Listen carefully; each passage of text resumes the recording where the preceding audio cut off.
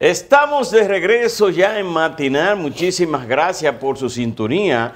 Y ahora les presentamos la entrevista con Melanio Paredes, quien es miembro del Comité Político del Partido de la Liberación Dominicana, a propósito que en el día de ayer presentaron a 6 precandidatos o aspirantes a ser precandidatos. Háblenos de eso. Definitivamente en octubre se hará unas primarias, se hará una encuesta, si va a ser con padrón abierto, con padrón cerrado, que en eso no ha quedado claro, pero usted estaba ahí. Gracias, un saludo a ti, a Laura, a don Percy, a los amigos y amigas de la teleaudiencia.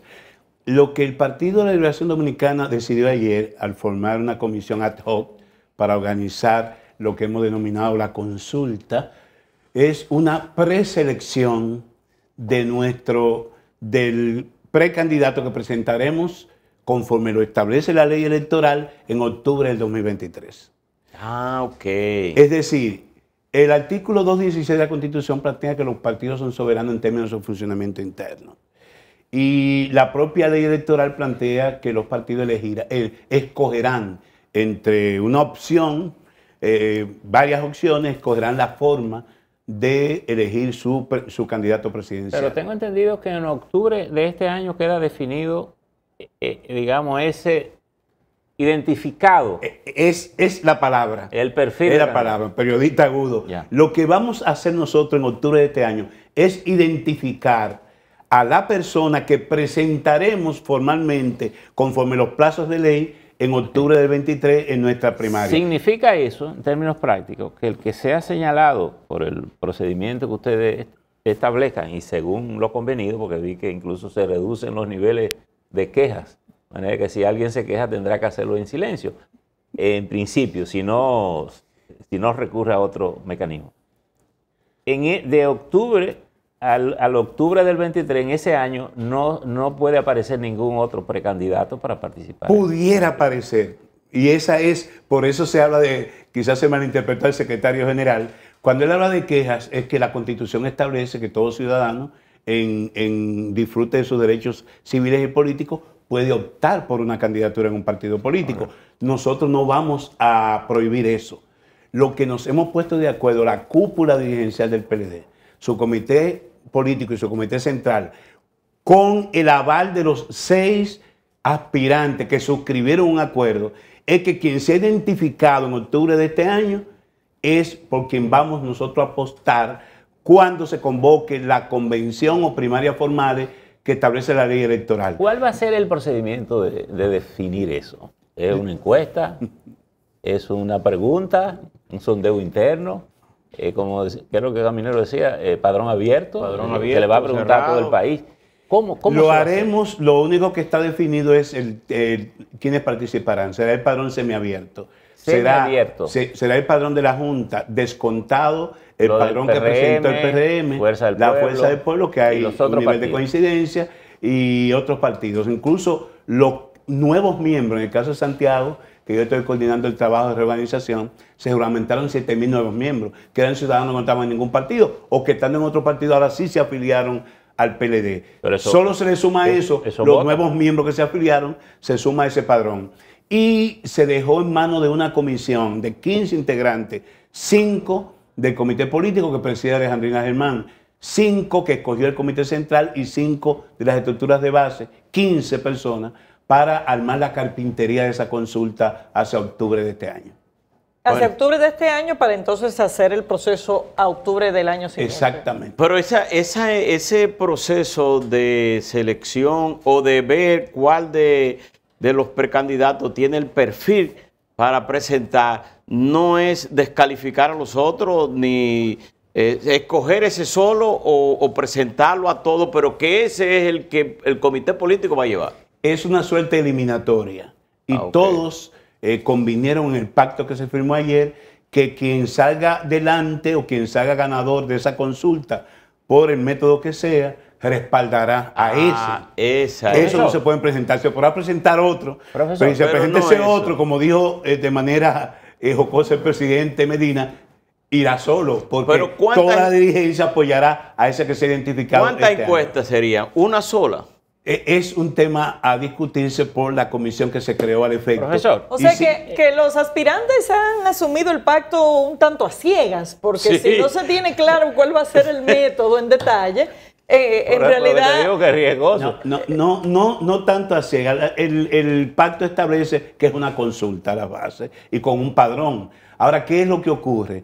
La Junta actual se resiste a participar de los procesos internos, a diferencia del anterior, que entendió y cumplió con el mandato de la ley, que le daba la ley, de que la Junta tiene que ver también con la dinámica interna de los partidos. Bueno, ¿qué es lo que ha pasado, Percio, Laura, Alberto? Los partidos se descalificaron para organizar sus procesos internos. No había arbitraje imparcial. Lo que ustedes están haciendo está fuera del calendario de la Junta. Por tanto, pedirle a la Junta que se ocupe de resolver ese problema al PLD como que no es justo. Ahora, de hecho, el mandato de la Junta es muy específico a las primarias que se realizan. Sí, pero tiene que ver con la vida de los partidos. Profesor, pero la Junta está organizando precisamente las elecciones. Yo quería preguntarle lo siguiente, porque ya el Partido de la Liberación Dominicana de alguna manera vivió una experiencia parecida con el grupo de precandidatos y lo cierto es que no quedó bien la cosa, ¿verdad? Así, mucho disgusto.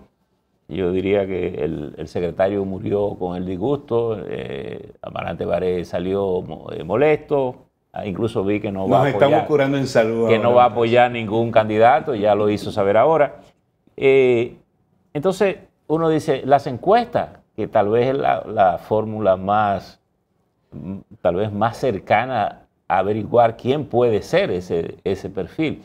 En mi caso, ¿quién haría esas encuestas? Sí. ¿Cuántas encuestas se harían? ¿Qué tan fácil? Porque como decía Laura, los precandidatos están a ciegas asumiendo el acuerdo, pero ya afirmaron que no se pueden quejar. Yo lo que vi ayer y percibí es la voluntad que tenemos todos, que el partido retorne al poder y que no podrá hacerlo sin eso unificado.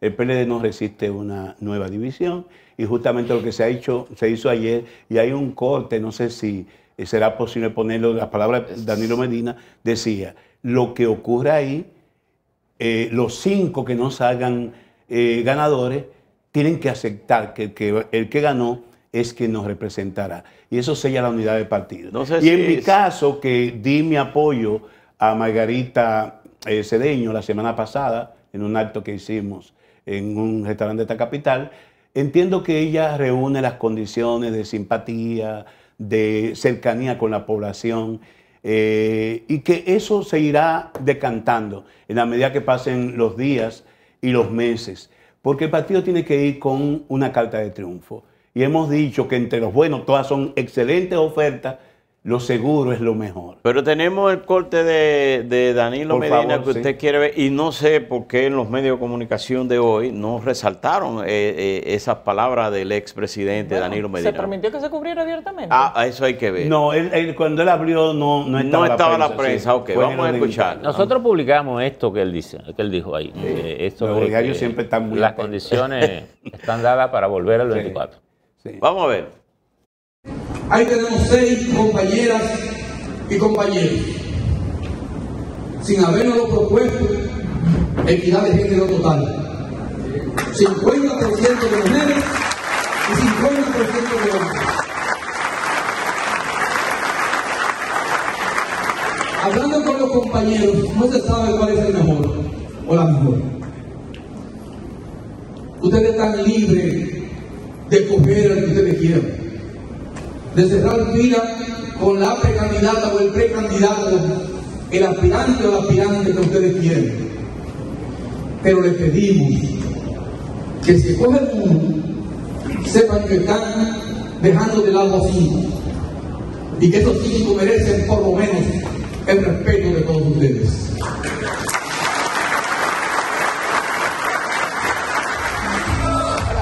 Ahora, parece una cosa interesante esta experiencia del PLD, porque de los 6 hay equidad de género. Igualdad de género. Recuerda la hora que se discutió entre equidad, que es 60-40, o igualdad, como por la Constitución, 3 y 3. Ahí están 50-50. Ahora, todo comienza bien, parece todo bien. Sin embargo, paridad. En una circunstancia. Pero no confundamos, estas son aspiraciones. Esa no es la paridad que queremos. Claro. Pero en una circunstancia como la que está viviendo el Partido de la Liberación Dominicana, ¿asegura esto la unidad a mediano y largo plazo? Porque, por ejemplo, he visto, y usted acaba de decir que está apoyando a doña Margarita, vi a Jaime David apoyando a doña Margarita, vi a Simón Lizardo apoyando a doña Margarita, es decir, que parece que hay parte de esa cúpula tradicional del PLD que apoya a Margarita. En fin, y muchos dirigentes apoyando a los otros. Es decir, en un partido que necesita sanar muchos de sus déficits internos que perdió en la gobernanza, viendo las dificultades que tiene que mejorar frente al público. ¿Asegura eso a largo plazo, a mediano y largo plazo, la unidad del partido como para llevarlo al Tiene sus riesgos, pero recuerda también que el PLD se le veía apalastrado, sin respuesta, sin una oposición firme y en cierto modo aturdido con la derrota del año 2020. Todo este proceso dinamiza al partido. Y ayer le pusimos el candado para que no se desborde esa movilidad que pueden generar los aspirantes y las aspirantes. De manera que nosotros estamos muy entusiasmados con lo ocurrido ayer y yo pienso que es el camino seguro de retorno al poder. Melanio. Señores, lo que está pasando... En el día de ayer, el presidente, para llevar la parte política, dijo que si él tuviera un Petrocaribe, refiriéndose al acuerdo que favoreció Venezuela con la República Dominicana en el gobierno de Danilo Medina, de un Petrocaribe con una venta de combustible a, creo que era $70,